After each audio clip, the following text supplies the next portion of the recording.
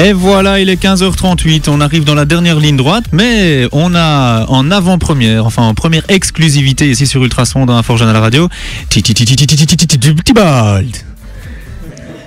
Il est là. Ouais. Donc voilà, je commence. Ouais, vas-y, je t'ai introduit super bien là, non? Voilà, salut les gens, moi c'est Tibal, votre nouveau petit reporter passionné de théâtre. Donc tous les mois je vous ferai un petit compte rendu de ce qui se passe à Nivelles, théâtralement parlant bien sûr. Donc là c'est la rentrée, du coup il n'y a pas grand chose à dire, il n'y a pas de représentation à Nivelles en septembre. Mais ne vous inquiétez pas, en octobre, vous aurez de très bonnes nouvelles. Le mois est très chargé est fortement chargé en surprises. Donc voilà. Aujourd'hui, j'ai décidé de vous parler, pourquoi pas, des inscriptions à un cours de théâtre, si ça vous intéresse, bien sûr. Donc voilà, personnellement, je suis inscrit à l'académie depuis 4 ans.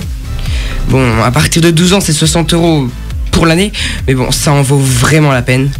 Voilà, d'ailleurs, il y a plusieurs fois des spectacles dans les combles de la bibliothèque et les profs sont vraiment super sympas. Voilà, la rentrée, c'est aussi peut-être l'occasion de vous abonner au spectacle du Vauxhall directement au centre culturel de Nivelles. Plusieurs choix d'abonnement ou à la carte vous sont proposés. Leur site www.ccnivelles avec s bien sûr .be. Voilà. C'est tout pour ma petite rubrique. Ok, d'accord. Donc voilà, c'était un plaisir de vous parler. Voilà. Ouais, je vous retrouve le mois prochain avec une rubrique un peu plus grande, on va dire, pour les news. Donc voilà. Ok, donc septembre, c'est pas le mois du théâtre alors? Non, pas tellement.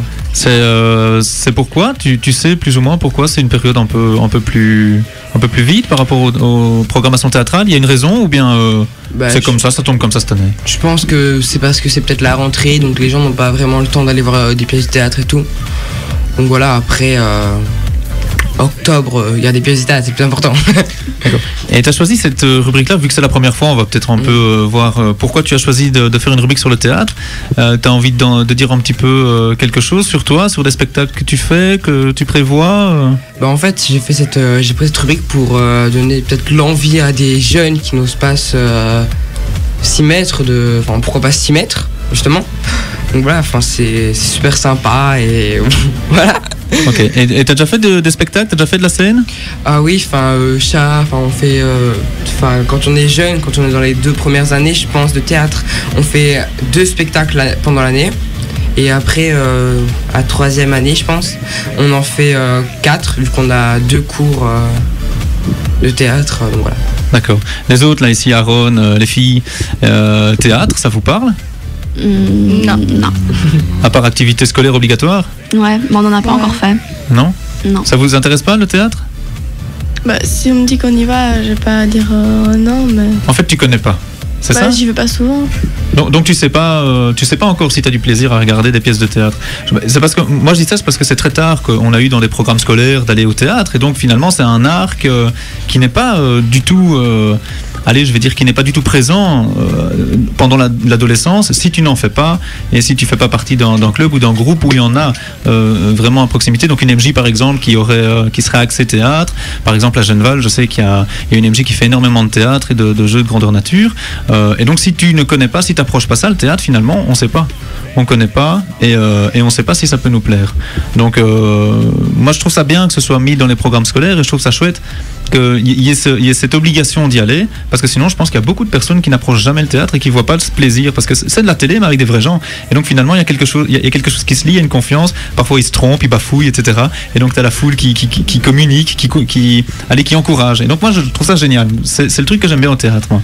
C'est cette partie communication avec le public. Donc je vous souhaite vraiment d'avoir des pièces de théâtre pour découvrir ce que c'est. Aaron, toi, le théâtre? Ouais, j'aime beaucoup le théâtre et ça me fait un peu plaisir. Et j'aime bien voir des théâtres où il y a beaucoup de réalisme et un peu du marrant, quoi. Et voilà.